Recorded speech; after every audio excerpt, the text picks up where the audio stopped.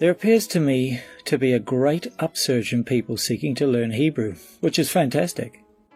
Reading the scriptures in the Hebrew language provides many insights that translation simply cannot convey, and there is a hint in the prophecy of Zephaniah that we will all be given a clean lip in the new earth, which many interpret to be Hebrew. For then I shall turn unto the peoples a clean lip, so that they all call on the name of Yahweh to serve him with one shoulder. That's Zephaniah 3:9. Unfortunately, there is a lot of error and disinformation being spread around, and YouTube scholars abound who are compounding the problem.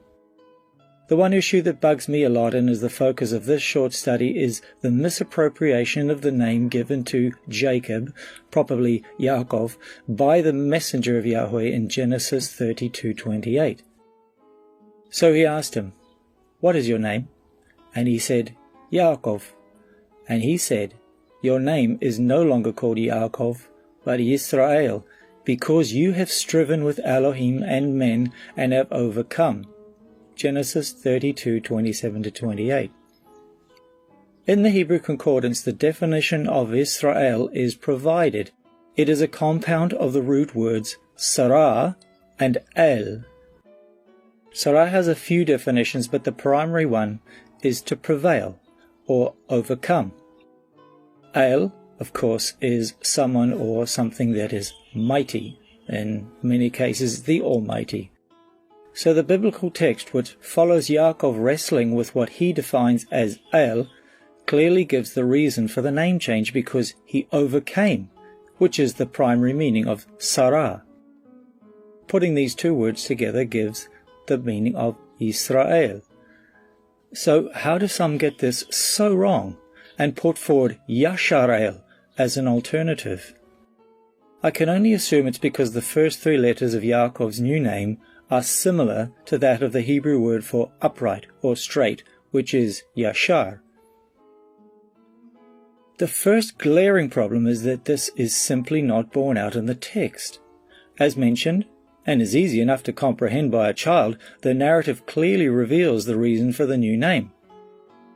The second, not so noticeable problem is the fact that the yod prefixed to Sarah is what makes overcome a verb, thus he shall or has overcome.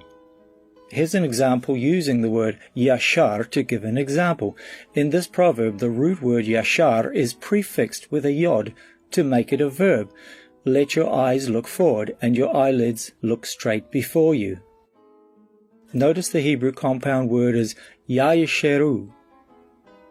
There are literally tens of thousands of examples in the Hebrew text of prefixing a word with yod to make it a verb, and there are more examples of names, such as the famous prophet Jeremiah, or Yirmiyah in Hebrew.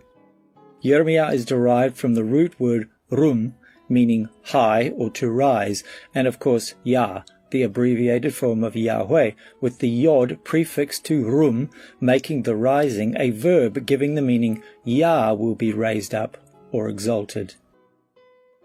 Another famous individual in the word is Isaac, or in Hebrew Yitzchak, which is derived from the root word tzachak, meaning to laugh, but when prefixed by the yod gives the word action, meaning he laughs. This is honestly really basic Hebrew and should not really need to be explained, but unless you actually pick up a book and study biblical Hebrew, these types of simple errors will continue.